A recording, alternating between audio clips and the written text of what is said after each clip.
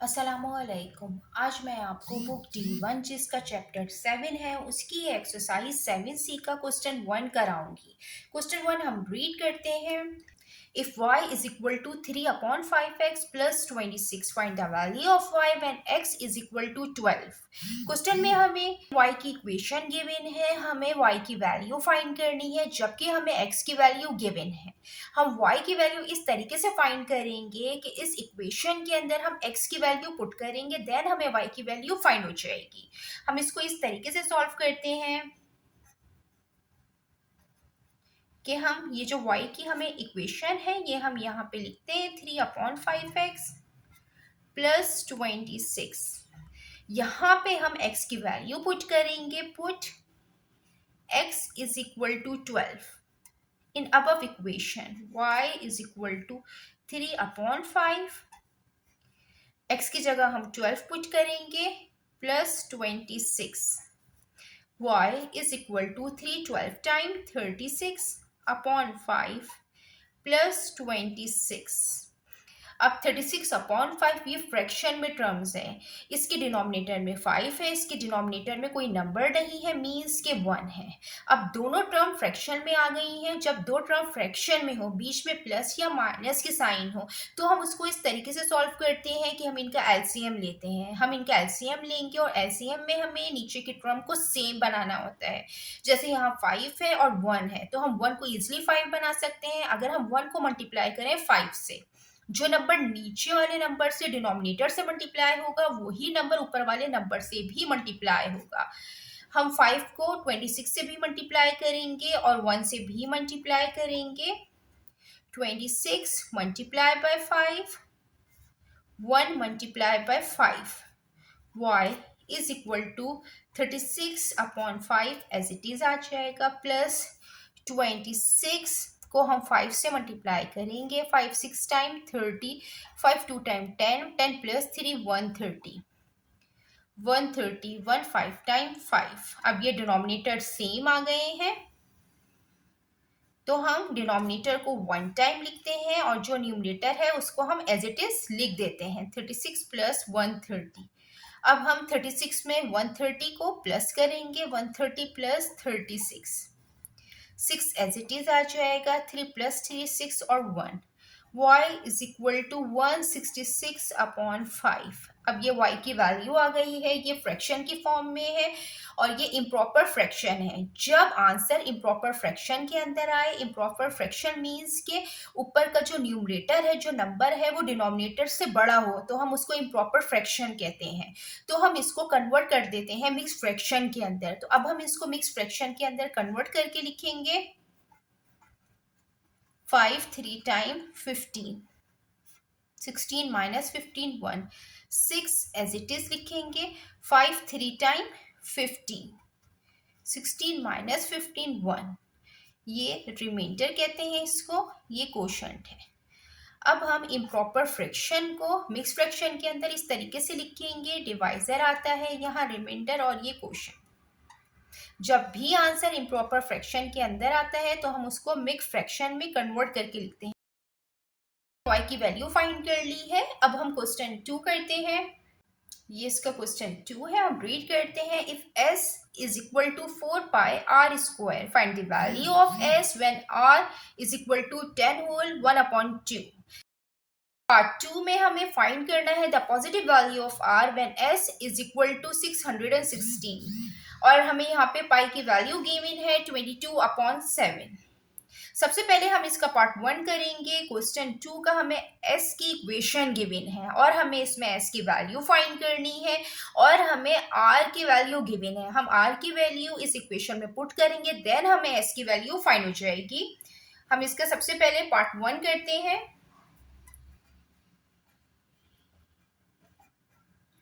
सबसे पहले इक्वेशन लिखेंगे जो हमें गिवन है 4πr² और r की वैल्यू हम इस इक्वेशन के अंदर पुट करेंगे। r हमें गिवन है 10 होल 1/2। इसको हम इस तरीके से यहाँ पे लिख सकते हैं, इसको कन्वर्ट करके ये 2 10 से मल्टीप्लाई होता है और मल्टीप्लाई होने के बाद जो नंबर आएगा उसको हम इस नंबर से प्लस करते हैं। 2 10 टाइम 20, 20 प्लस 1 21/2। ये इक्वल है 21/2 के। ये हम इसमें यहाँ पुट करेंगे। s इज इक्वल टू 4, पाई की वैल्यू हमें गिवन है 22/7। देन हमें r स्क्वायर की वैल्यू भी हमें गिवन है 22 और ये होल स्क्वायर आ गया।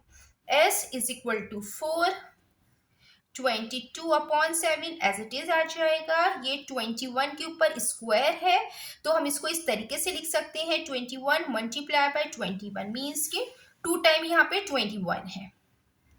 2 के ऊपर स्क्वायर है, चाहे तो 2 को इसी तरीके से खोल के लिखते हैं और चाहे तो 2 का स्क्वायर 4 होता है। अब ये 4 मैंने इसलिए लिखा है कि ये 4 इस 4 से कैंसिल हो जाएगा। s इज इक्वल टू ये 7 1 टाइम 7 है तो 7 3 टाइम 21 हो जाएगा। अब ये डिनोमिनेटर के नंबर कैंसिल हो गए हैं। ऊपर आया है 22 मल्टीप्लाई बाय 3 और ये मल्टीप्लाई बाय 21।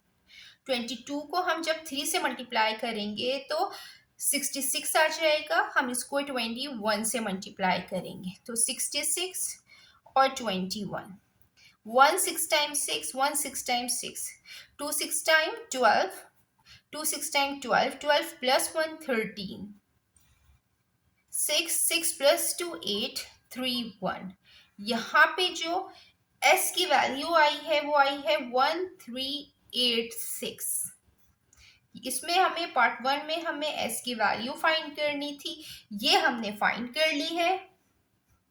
देन अब हम इसका पार्ट 2 करते हैं। ये इसका पार्ट 2 है। Find the value of r when s is equal to 616। हमें पाई की वैल्यू गिवन है 22/7। इसको भी हम इस तरीके से सॉल्व करेंगे कि s की वैल्यू जो हमें इक्वेशन गिवन थी क्वेश्चन में वो ये गिवन थी s is equal to 4 pi r square. इसके अंदर हम s की वैल्यू पुट करेंगे, देन हम r की वैल्यू फाइंड कर लेंगे। तो हम इसमें लिख देते हैं put s is equal to 616 in this equation. ये s की जगह हम 616 लिखेंगे। ये 4 आ गया और पाई की वैल्यू हमें रखनी है 22/7 और ये r स्क्वायर आ गया। ये 616 आ गया और ये 422 से मल्टीप्लाई हो रहा है तो 88/7 आ जाएगा। ये r स्क्वायर आ जाएगा। यहाँ डिवीजन की फॉर्म में है, जब हम दूसरी साइड पे लेके जाएंगे तो मल्टीप्लीकेशन की फॉर्म में आ जाएगा और ये 88 r स्क्वायर से मल्टीप्लाई हो रहा है। जब ये दूसरी तरफ जाएगा तो ये डिवीजन की फॉर्म में आएगा। मैं इसको पहले इस तरीके से यहाँ पे लिख देती हूँ। अब ये 88 मल्टीप्लिकेशन की फॉर्म में, जब ये दूसरी साइड पे जाएगा तो ये डिवीजन की फॉर्म में आ जाएगा। r स्क्वायर आ गया। अब हम इसको कैंसिल आउट करते हैं। ये 8 से कैंसिल आउट हो रहा है। 8 1 टाइम 8, 8 1 टाइम 8। ये भी 8 से कैंसिल आउट हो रहा है। 8 7 टाइम 56, 61 माइनस 56, 5 अगेन 56 तो 8 7 टाइम 56। इसको मैं इस तरीके से भी आपको एक्सप्लेन करती हूँ ताकि समझने में आसानी रहे। 8 7 टाइम 56। ये इसको 1 इससे बोरो कर लेगा, यहाँ 5 आ जाएगा। 5 माइनस 5 0, 11 माइनस 6 5 आ जाएगा और ये 6 जो है ये एज इट इज नीचे उतर जाएगा। 8 7 टाइम 56 आ जाए, 56 माइनस 56 0 आ जाएगा। देन अगेन कैंसिल आउट हो जाएगा। 7 मल्टीप्लाई बाय 77 अपॉन 11 आया is equal to r square. ये मजीद कैंसिल आउट हो रहा है। 11 1 time 11, 11 7 time 77। 7 multiply by 7 is equal to r square.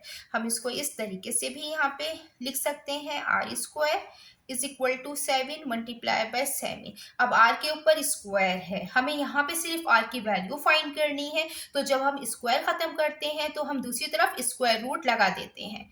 तो यहाँ पे स्क्वायर रूट लग जाएगा 7 मल्टीप्लाई बाय 7। अब ये 7 के पेयर है स्क्वायर रूट के अंदर तो ये 7 से बाहर आ जाएगा तो 7 आ जाएगा।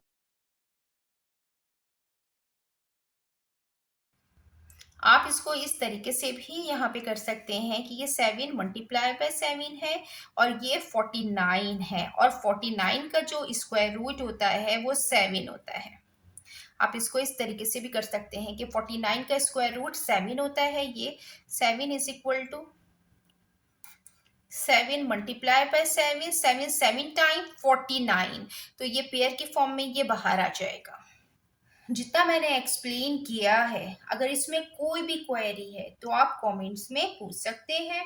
अल्लाह हाफिज़।